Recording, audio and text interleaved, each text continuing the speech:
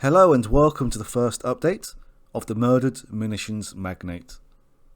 We had a lot of votes come in, but unfortunately we can only visit 5 locations in this update. The first of them will be to Captain Derrick Egan. 8 months ago, Alan came to this office with the design for the revolutionary new naval gun, most secret. The design was approved by the Navy.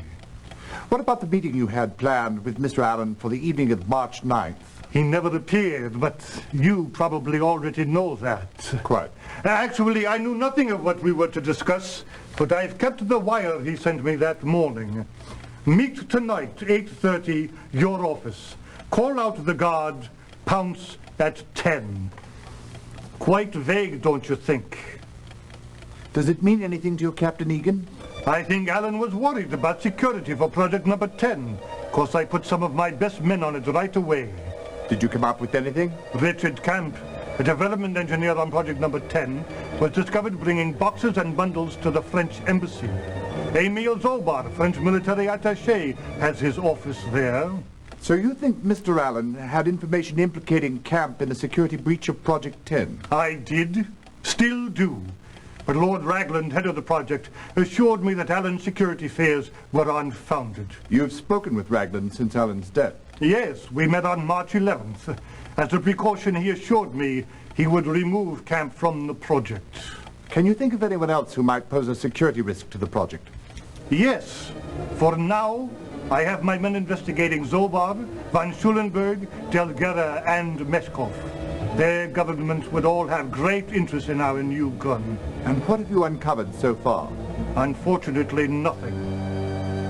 Yet. Wow, that was a very good start. And I've just realised that in the introduction text, and I believe the notebook, I misspelt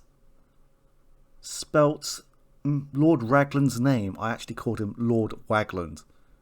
I apologise for that. I will make those changes as soon as possible. The next location that we will visit will be to the Grant Arms Company, Deverall Street Plant. Sorry, Lord Ragland isn't available at the moment. Perhaps I can help you. I'm his assistant, Walter Keogh. Mr. Keogh, can you tell me anything about Mr. Allen's visit here on the morning of March 9th? He came to see Lord Ragland, but he weren't here. Do you know the purpose of his visit? No, I wouldn't be knowing their business, but it was most likely about Special Project number 10, it being secret and all. And when did Lord Ragland finally arrive? He never did. So then did Mr. Allen leave? Not straight away. He said he had some details to attend to. I went back to the plant, and about a quarter of an hour later, Mr. Allen calls me and hands me a note. Says it came for Lord Ragland while I was down on the line. He wanted to make sure I got it to him. He also said I shouldn't mention his visit. I'd appreciate it if you'd take me to someone who could shed some light on Special Project 10. Well, that would be Richard Camp. But he left early today. He wasn't feeling well. Just what is Special Projects 10? And this Richard Camp fellow is definitely a person of interest. Next on the list is Sir Jasper Meek. Yes, I recall the Allen case. Chap was shot in the chest, at very close range too, if I'm not mistaken. How close? Oh, I'd say from a distance of 2 feet, no more. How could you tell? There were extensive powder burns on his overcoat. Do you have the bullet? No, but I'm sure it was of large caliber. How can you be so sure? I distinctly recall the exit wound. It was massive. Oh, how grisly. Lovely. Now we are going to speak to, well, I don't think we will be able to speak to Courtney, but hopefully we will speak to Beatrice Allen. Things have been so quiet around here without Courtney. He was such an energetic sort. It's very difficult to believe that he is gone. Yes, I'm sure it is. Mrs. Allen, were you aware of the particulars of your husband's business? Oh, not really, Mr. Holmes. Courtney always felt it was his responsibility to shield me from the emotional ups and downs of his business affairs. Do you have any idea who might have wanted to see your husband dead? I am sure I do not. How could anyone have wanted him killed? He was such a good man.